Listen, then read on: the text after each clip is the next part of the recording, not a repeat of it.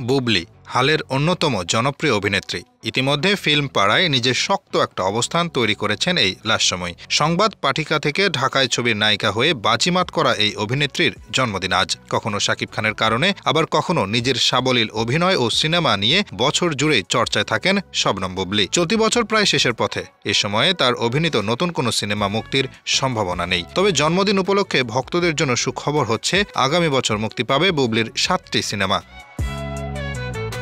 জানা গেছে ইতিমধ্যেই সিনেমাগুলোর কাজ শেষ করেছেন তিনি। এগুলো হচ্ছে জাকির হোসেন রাজুর চাদর, এম রাহিমের জঙ্গলি, রাখাল সবুজের পুলসিরাত, মাসুদ মহিউদ্দিন ও হাসান শিকদারের প্রেম পুরাণ, সাইফ চন্দনের কয়লা, দেবাশিস বিশ্বাসের তুমি যেখানে আমি সেখানে, ওয়াজেদ আলী সুমনের ছায়া। 7টি সিনেমাতে বুবলির বিপরীতে আছেন সিয়াম, রোশান, নীরব ও আসিফ নূর। প্রত্যেক সিনেমার পরিচালক 2025 সালে সিনেমাগুলো মুক্তি দেওয়ার ইচ্ছে পোষণ করেছেন। Hasibur Rahman, daily our Bangladesh.